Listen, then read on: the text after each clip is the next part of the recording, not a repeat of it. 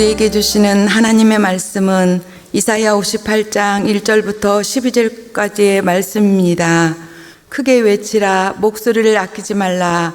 내 목소리를 나팔같이 높여 내 백성에게 그들의 허물을, 야곱의 집에 그들의 죄를 알리라. 그들이 날마다 나를 찾아 나의 길을 알기를 즐거함이 마치 공의를 행하여 그의 하나님의 규례를 저버리지 아니하는 나라 같아서 의로운 판단을 내게 구하며 하나님과 가까이 하기를 즐거워하는도다. 우리가 금식하되 어찌하여 주께서 보지 아니하시오며 우리가 마음을 괴롭게 하되 어찌하여 주께서 알아주지 아니하시나이까. 보라, 너희가 금식하는 날에 오락을 구하며 온갖 일을 시키는도다. 보라, 너희가 금식하면서 논쟁하며 다투며 악한 주먹으로 치는도다. 너희가 오늘 금식하는 것은 너희의 목소리를 상달하게 하려는 것이 아니니라. 이것이 어찌 내가 기뻐하는 금식이 되겠으며 이것이 어찌 사람이 자기의 마음을 괴롭게 하는 날이 되겠느냐. 그의 머리를 갈대같이 숙이고 굵은 배와 재를 펴는 것을 어찌 금식이라 하겠으며 여호와께 연락될 날이라 하겠느냐. 내가 기뻐하는 금식은 흉악의 결박을 풀어주며 멍에의 줄을 끌어주며 압제 당하는 자를 자유하게 하며 모든 멍에를 꺾는 것이 아니겠느냐. 또 줄인 자에게 내 양식을 나누어 주며 유리하는 빈민을 집에 들이며 헐벗은 자를 보면 입히며 또 내 고륙을 피하여 스스로 숨지 아니하는 것이 아니겠느냐. 그리하면 내 빛이 새벽같이 비칠 것이며 내 치유가 급속할 것이며 내 공의가 내 앞에 행하고 여호와의 영광이 내 뒤에 호위하리니 내가 부를 때에는 나 여호와가 응답하겠고 내가 부르짖을 때에는 내가 여기 있다 하리라. 만일 내가 너희 중에서 멍에와 손가락질과 허망한 말을 제하여 버리고 줄인 자에게 내 심정이 동하며 괴로워하는 자의 심정을 만족하게 하면 내 빛이 흑암 중에서 떠올라 내 어둠이 낮과 같이 될 것이며 여호와가 너를 항상 인도하여 메마른 곳에서도 내 영혼을 만족하게 하며 내 뼈를 견고하게 하리니 너는 물된 동상 같겠고 물이 끊어지지 아니하는 샘 같을 것이라. 내게서 날짜들이 오래 황폐한 곳들을 다시 세울 것이며 너는 역대에 파괴된 기초를 쌓으리니 너를 일컬어 무너진 데를 보수하는 자라 할 것이며 길을 수축하여 거할 것이 되게 하는 자라 하리라. 아멘.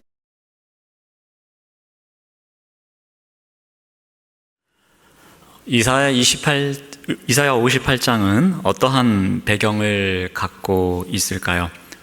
이사야 58장은 바벨론 포로에서 귀환한 이후에 이스라엘 백성들이 새로운 사회를 건설해 가고자 하는 그 시기를 배경으로 합니다.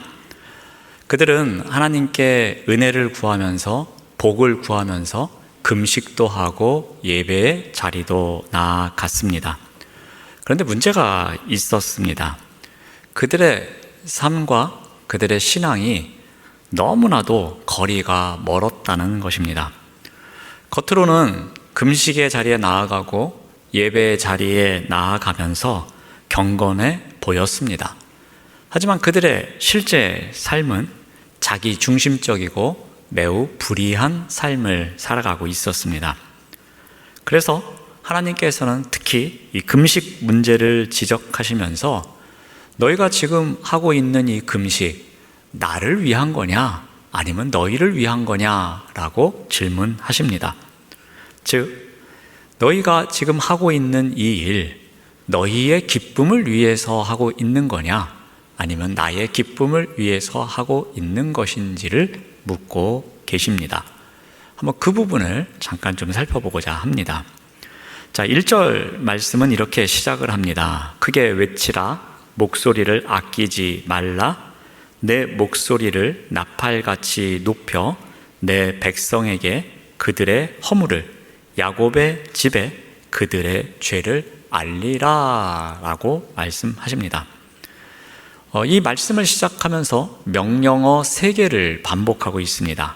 크게 외쳐라, 목소리를 아끼지 말아라, 내 목소리를 나팔같이 높여라 라고 명령합니다. 쉽게 말씀드리면 있는 힘을 다해서 외치라는 표현입니다. 이것은 단지 볼륨을 높여라, 크게 말해라, 그런 뉘앙스는 아닙니다. 이것은 흘려듣지 말고 매우 심각하게, 그리고 반드시 들어야 되는 이야기임을 강조하고 있습니다. 자, 그런데 이 이야기를 들어야 하는 대상이 누구입니까? 내 백성, 그리고 야곱의 집이라고 합니다. 하나님께서는 이 하나님의 백성들의 허물과 죄를 고발하고 계십니다. 즉, 하나님의 뜻을 거슬러서 배역하고 있는 삶에 대해서, 그리고 하나님을 인정하지 않고 있는 그들의 태도에 대해서, 그리고 그들이 율법에 맞게 살아가지 않는, 율법에서 어긋난 삶을 살아가고 있는 모습, 그러한 모습에 대해서 고발하는 내용입니다. 그러한 내용을 하나님께서는 선지자에게 목소리를 높여서 외쳐라 라면서 오늘 본문이 시작됩니다. 자, 그렇다면 이 선지자를 통해서 외치라고 하는 이 허물과 죄는 어떠한 것이겠습니까? 우리 2절 말씀을 봅니다. 그들이 날마다 나를 찾아 나의 길 알기를 즐거워함이 마치 공의를 행하여 그의 하나님의 규례를 저버리지 아니하는 나라 같아서 의로운 판단을 내게 구하며 하나님과 가까이 하기를 즐거워하는도다 라고 기록합니다. 이 말씀을 언뜻 보면은 이게 왜 책망하는 내용이지? 여기 뭘 잘못했다는 거지? 그렇게 생각할 수 있습니다. 그들이 전혀 문제가 없습니다. 정기적으로 하나님의 뜻을 구하고 있고 하나님의 길을 배우는 것을 기뻐한다고 합니다. 자, 그런데 2절 말씀은 반어법으로 쓰여져 있습니다. 그러니까 이스라엘 백성들이 종교적으로는 이렇게 살아가는 것처럼 보여지지만, 하나님에 대해서 열심히 있는 것처럼 보여지지만 그들은 위선된 삶을 살아가고 있다는 것입니다. 거룩해 보이지만, 경건해 보이지만 실제는 그렇지 않음을 반어적인 표현을 통해서 나타내고 있습니다. 그들의 위선, 그들의 외식에 대해서 냉소적으로 지적하고 있는 표현입니다. 그런데 계속 이어지는 내용에서는 더 큰 문제를 언급합니다. 우리 3절 말씀을 봅니다. 우리가 금식하되 어찌하여 주께서 보지 아니하시오며 우리가 마음을 괴롭게 하되 어찌하여 주께서 알아주지 아니하십니까? 라는 질문이 나옵니다. 그들은 온 마음을 다해서 금식하고 있다는 것입니다. 그런데 하나님, 왜 우리 이렇게 금식하는 것도 보지 않고 계십니까? 우리가 이렇게 마음을 괴롭게 해가면서 우리가 이렇게 먹을 것도 먹지 않으면서 기도의 자리로 나아갔는데 왜 응답도 하지 않으십니까? 그런 뉘앙스로 그들이 이야기하고 있습니다.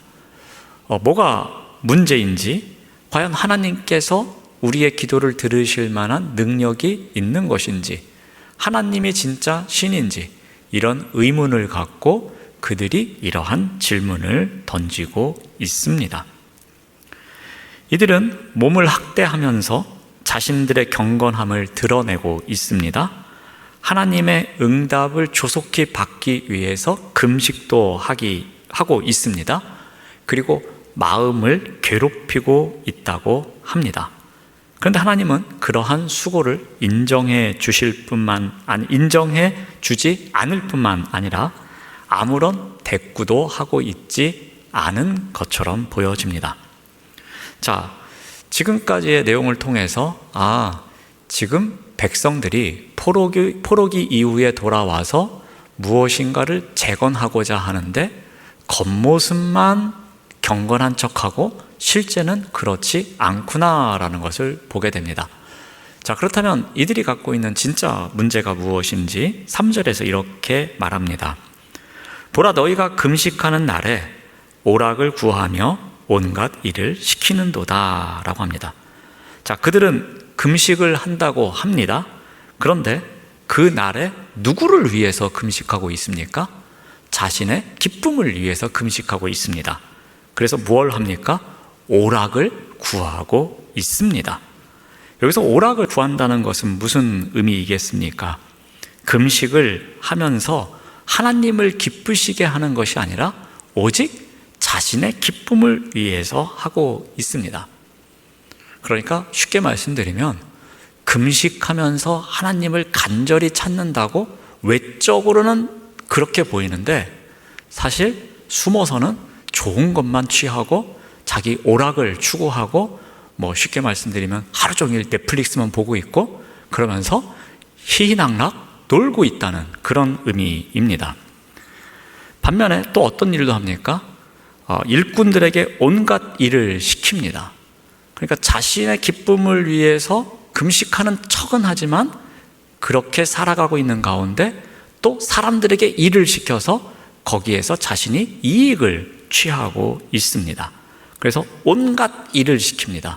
그러니까 과도한 노동을 시키고 있는 것을 보게 됩니다.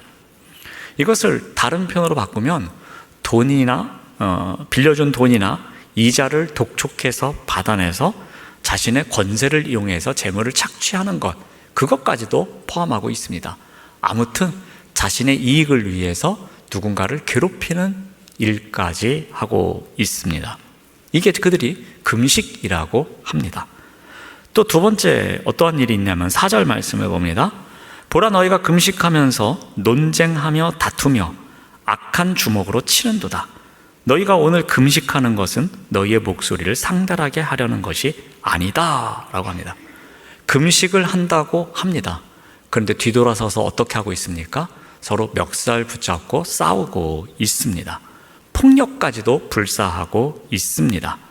그들은 자신들의 목소리가 하나님께 이르기 위해서 행동한다고 하지만 실제 그들의 삶을 보니까 이것은 전혀 하나님의 기쁨과는 거리가 먼 일입니다. 그들의 목소리가 하나님께 상달될 리가 없다고 단정적으로 이야기를 합니다. 자, 그러므로 이러한 것은 하나님께서 수용하시는 금식이 될 수 없습니다. 그래서 5절에서 이렇게 기록합니다. 이것이 어찌 내가 기뻐하는 금식이 되겠으며 이것이 어찌 사람이 자기의 마음을 괴롭게 하는 날이 되겠느냐. 그의 머리를 갈대같이 숙이고 굵은 배와 재를 펴는 것을 어찌 금식이라 하겠으며 여호와께 연락될 날이라 하겠느냐라고 합니다. 머리를 숙이는 행위, 재를 뒤집어 쓰는 의식, 겉으로 보기에는 엄청난 경건처럼 보입니다. 하지만 그들의 내면은 전혀 바뀌지 않는 형식적 의식에 지나치지 않습니다. 하나님 앞에서는 아무런 의미도 없습니다. 하나님을 기쁘시게 하는 진실된 금식이 아니라고 선포합니다. 제가 예전에 이제 튀르키예 선교를 갔을 때의 일입니다. 근데 갔을 때에 때마침 라마단 기간이었습니다. 라마단은 무함마드가 쿠란을 받은 달이죠. 그 기간이죠. 그래서 그 기간이 되면은 해가 떠 있는 동안에는 금식을 해야 합니다. 그런데 해가 뜨기 한 1시간 전부터 이 북소리나 징소리 같은 것을 내면서 사람들을 깨웁니다. 그래서 제가 선교사님께 여쭤봤습니다. 도대체 왜 이 새벽에 이렇게 시끄러운 소리를 통해서 사람들을 깨우냐고. 그랬더니 답변하기를 이렇게 말씀하십니다. 이 라마단 기간이라서 해 뜨기 한 1시간 전쯤에 사람들을 깨운답니다. 그래서 해가 뜨면 못 먹으니까 일찍 일어나서 빨리 하루 먹을 거를 미리 먹으라고, 그래서 이렇게 시끄러운 소리로 사람들을 깨워준다고 말합니다. 세속화된 라마단 기간이 형식만 남아있는 모습이었습니다. 그런데 이스라엘 백성들의 신앙, 오늘 본문에 나오는 그들의 모습도 이와 다름이 없습니다. 그들은 고통을 겪으면서 금식하는 것처럼 보였습니다. 하지만 그 안에 진실한 공의는 없었습니다. 가짜 공의만 남아 있었습니다. 안식일에도 금식을 하며 베옷을 입고 하나님께 큰 소리로 부르짖습니다. 그런데 이 모든 것이 형식적인 행위뿐이었습니다. 그저 나의 의를 드러내는 데서 오는 기쁨을 추구하는 데 있었습니다. 중심을 보시는 하나님께서는 이 공의의 형식만 갖춘 일을 멈추라고 말씀하고 계십니다. 왜냐하면 이것은 하나님의 기쁨이 아니었기 때문입니다. 오직 사람의 기쁨, 자신의 기쁨만을 위한 일이었기 때문입니다. 자, 이제 금식이라는 어느 한 제도에서 부정적인 면을 언급한 이후에 이제는 긍정적인 측면에서 그렇다면 하나님께서 기뻐하시는 금식이란 무엇인지 설명합니다. 6절 말씀을 봅니다. 내가 기뻐하는 금식은 흉악의 결박을 풀어주며 멍에의 줄을 끌어주며 압제당하는 자를 자유케 하며 모든 멍에를 꺾는 것이 아니겠느냐라고 알려줍니다. 하나님께서 기뻐하시는 금식에 대해서 상징적으로 설명을 합니다. 그것을 여러 개의 수사 의문문을 통해서 강조하고 있습니다. 흉악의 결박이 나옵니다. 즉 주인이나 권세자에게 핍박받는 백성들의 모습, 그런 모습을 나타내고 있습니다. 또 멍에의 줄입니다. 이것은 소나 나귀에게 나귀를 제어하기 위해서 사용하는 장치입니다. 그런데 마치 사람도 그와 같이 압박을 받을 수 있다는 겁니다. 또 압제당하는 자가 나옵니다. 부당한 이유로 인생이, 그 삶의 터전이 흔들리게 된 경우를 말합니다. 자, 이러한 사람들에게 어떻게 해주는 것이 진정한 금식인가? 7절에서 이렇게 설명합니다.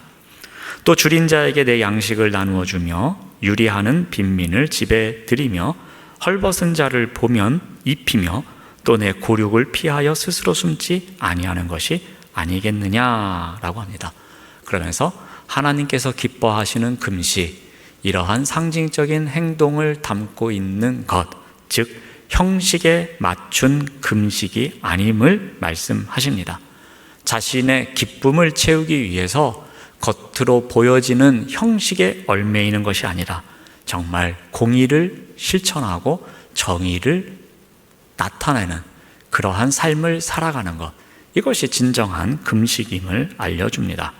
즉 억눌린 자를 위해서, 그들의 자유를 위해서 섬길 줄 알고 필요한 자의 상황을 헤아릴 줄 아는 긍휼한 마음을 갖고 있는 것, 오히려 이것이 하나님께서 기뻐하시는 금식이라고 말합니다. 그래서 초대교회의 교부들도 이러한 주장을 했습니다. 대표적인 교부인 터툴리안도 이 금식을 단순히 이 자기 절제 행위로만 보지 않았습니다. 거기에서 끝나지 않고 그것으로 인해서 생긴 어떠한 것을 이웃에게 기쁨을 나눠주는 데까지 나아가는 것, 거기서 금식이 완성된다는 이야기를 합니다. 그래서 이러한 말을 했습니다.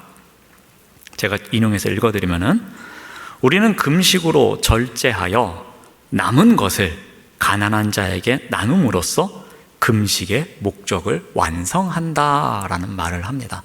그러니까 우리가 몸을 학대하면서 억지로 굶으면서 버티는 게 금식이 아니라 거기서 생긴 어떠한 자산을 누군가에게 나눔으로써 기쁨을 주는 것, 이게 금식의 완성이라는 표현을 씁니다. 그리고 또 당시 사회에는 지금처럼 이런 복지제도가 없었습니다. 그래서 가난한 자, 고아, 과부들이 소외된 삶을 살아갈 수밖에 없었습니다. 그래서 초대교회는 어떻게 했냐면은 이 금식으로 헌금한 재화를 나누어 주면서 이 교회의 존재 이유를 드러내곤 했습니다. 그래서 사람들이 충격을 받으면서 이런 말을 했습니다. 자, 보라, 그들이 이렇게 사랑을 나눈다라고 할 정도로 그러한 그들의 금식으로부터 시작된 일, 그래서 자유케 하는 일, 긍휼을 베푸는 일, 그런 일이 사랑을 베푸는 행위로, 그래서 이 그리스도인들이 인정받는 그런 데까지 나아가기도 했습니다.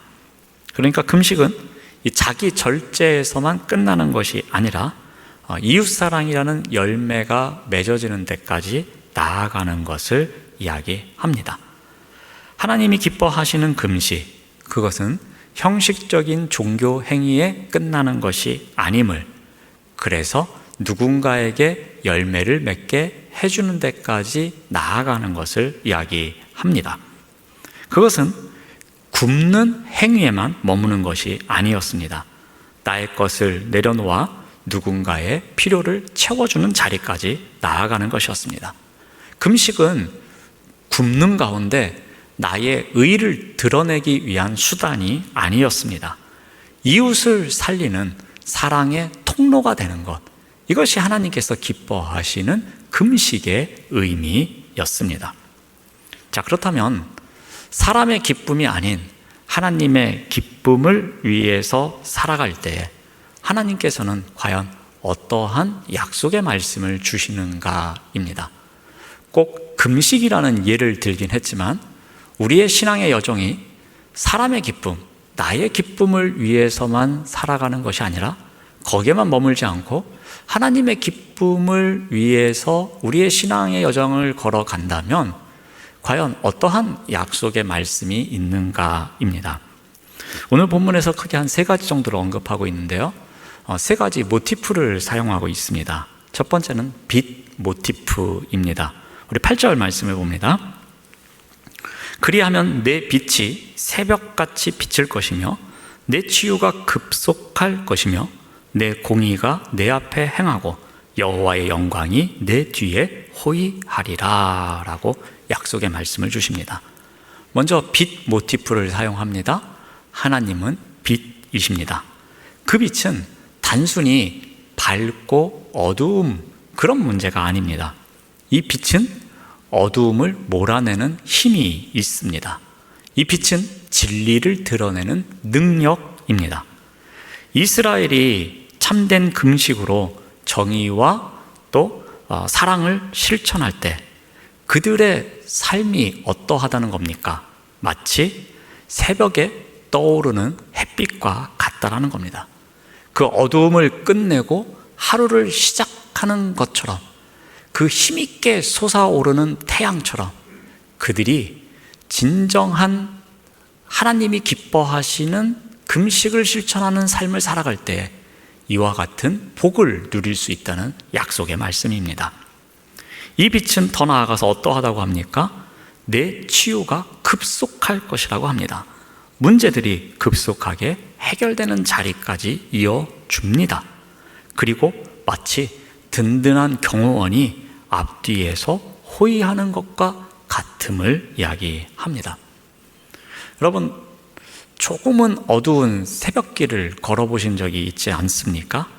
막 해가 뜨기 전에, 아직은 좀 어둡지만 저 멀리서 해가 뜰 것이라는 그런 소망이 있는 시간, 희미하지만 조금 마음은 불안하지만 그래도 조금만 지나면 해가 뜰 것이라는 그러한 기대를 갖게 되는 때, 그러면서 동쪽 하늘을 바라보게 되면은 붉게 물들면서 햇살이 비치는 모습을 보신 적이 있을 것입니다. 그 순간 어둠은 물러가고 힘차게 하루가 시작되는 그 시간을 한번 맞이해 보신 적이 있을 겁니다. 바로 이사야는 바로 이 장면을 떠올리게 하고 있습니다. 하나님께서 기뻐하시는 참된 금식과 정의로운 삶을 살아가고 있을 때에 우리의 존재가 이렇게 새벽빛처럼 어둠을 걷어내고 새로운 시작을 알리는 표적이 되는 삶을 살아갈 수 있음을 가르쳐 줍니다. 자, 두 번째는 목자 모티프를 사용합니다. 우리 11절 말씀을 봅니다. 여호와가 너를 항상 인도하여 메마른 곳에서도 내 영혼을 만족하게 하며 내 뼈를 견고하게 하리니 너는 물된 동산 같겠고 물이 끊어지지 아니하는 샘 같을 것이라 라고 합니다. 하나님께서 기뻐하시는 참된 금식의 삶을 살아가는 사람에게 주어지는 두 번째 약속의 말씀입니다. 하나님께서 지속적으로 그리고 친밀하게 인도해 주신다는 것입니다. 즉 하나님께서 나의 목자가 되어주신다는 약속의 말씀입니다. 그런데 그 목자가 되어주시면 나타나는 현상이 크게 2가지가 있습니다. 메마른 곳을 지날지라도 하나님은 외적인 상황과 상관없이 영혼을 만족해 한다고 기록하고 있습니다. 또 하나는 뭡니까? 내 뼈를 견고하게 하겠다라고 합니다. 바꿔 말하면 영과 육의 목자가 되어 주시는 것입니다. 우리의 영의 건강, 육의 건강, 이 두 건강의 목자가 되어 주시는 것을 강조하고 있습니다. 그래서 마치 항상 물이 흐르며 넘치는 물된 동산과 같고 샘솟는 샘물, 즉 물이 마르지 않는 샘물과 같은 삶, 그것을 약속해 주십니다. 자, 세 번째 약속의 말씀은 회복 모티프입니다. 우리 12절 말씀을 봅니다.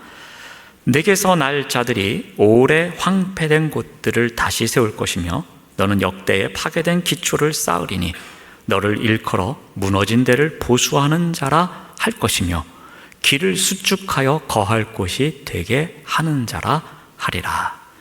하나님은 황폐한 자리, 또 잿더미와 같은 현실을 외면하지 않으시는 분이십니다. 오히려 그 무너진 삶의 자리에서 새 일을 행하실 것임을 약속하고 계십니다. 그래서 오래 황폐된 곳들을 다시 세울 거야 라고 약속해 주십니다. 의로운 백성이 새로운 시대를 여는 주체가 될 것이라고 말씀하십니다. 이것은 단순히 벽돌을 쌓는 건축의 개념을 뛰어넘어서 무너진 신앙을 다시 세우는 자로, 그리고 공동체의 기초를 세워가는 자로, 사람들이 다시 살아갈 길을 열어주는 자로 세울 것임을 강조하고 있는 표현입니다. 그러니까 이 회복은 개인 차원에만 머물지 않고 공동체 차원까지도 나아가는 그러한 회복 모티프를 보여주고 있습니다. 자, 오늘 본문의 배경은 바벨론 포로기 이후에 돌아온 이스라엘 백성들이 그 사회를 재건하는 이야기 가운데 있는 것이라고 말씀드렸습니다. 그런데 하나님은 이 백성들의 위선을 언급하십니다. 그러면서 특히 금식이라는 소재를 통해서 그들에게 어떠한 문제가 있는지를 강조하고 계십니다. 그들이 갖고 있는 가장 큰 문제는 무엇이었습니까? 사람의 기쁨, 자신의 기쁨을 위해서 살아가고 있는 것이었습니다.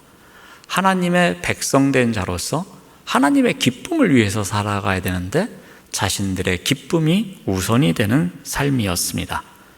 여기에서 우리가 중요한 신앙의 원리를 한 가지 배우고자 합니다. 우리 또한 사람의 기쁨이 우선인지 하나님의 기쁨이 우선인지 그 질문을 던져봅니다.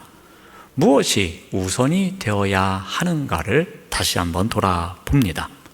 그리고 여기에 오늘 함께 모여서 수련회로 하고 있는 여전도회 회원들에게도 여전도회의 원리가 또 담겨 있습니다. 여전도회 모임과 다양한 사역 또한 사람의 기쁨을 위한 것입니까? 하나님의 기쁨을 위한 것입니까? 무엇이 우선이 되어야 하겠습니까?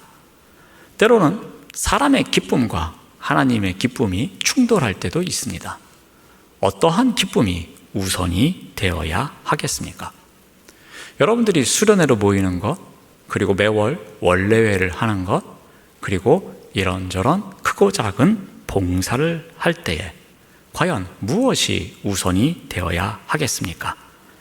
형식만 남는 것이 아닌, 그래서 그 형식을 보고 사람의 기쁨에만 만족하는 것이 아닌 우리의 온전한 섬김이 드려져서 하나님의 기쁨이 되는 것이 우선이 되어야 할 것입니다. 그러할 때에 우리의 섬김 가운데 약속의 말씀이 있는 것입니다. 세 가지 말씀드렸던 것처럼 빛 모티프와 같이 떠오르는 새벽빛처럼 어둠을 몰아내는 힘이 우리에게 있는 것입니다. 우리가 나의 이익을 위해서, 나의 기쁨만을 위해서 우리가 신앙의 여정을 걸어간다면 우리가 이 마치 새벽에 그 솟아오르는 햇빛과 같은 강렬함, 그래서 그 안에서 누리는 그 기쁨, 그 진정한 힘, 그것을 누릴 수 없다는 것입니다.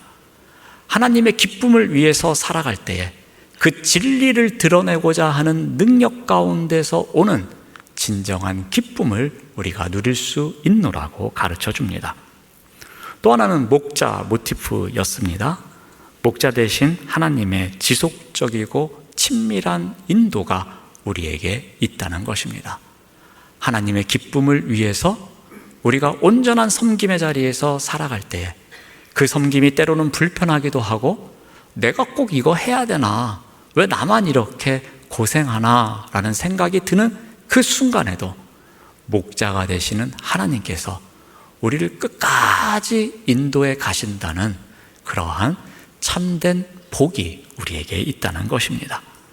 또 하나는 회복 모티프입니다.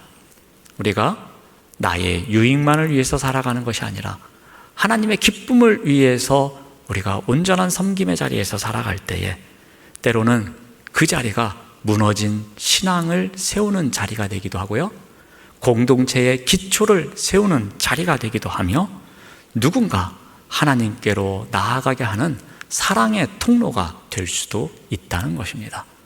우리가 하나님의 기쁨이 우선이 될 때에 바로 이러한 복을 누릴 수 있음을 오늘 말씀을 통해서 가르쳐 줍니다. 오늘 수련회로 모인 우리 여전도 회원 여러분, 그리고 또 여전도의 수련회 날인데 오신 우리 남성분들, 우리 모든 분들, 오늘의 그 신앙의 원리를 한번 생각해 보시면서 무엇이 우선이 되어야 할까?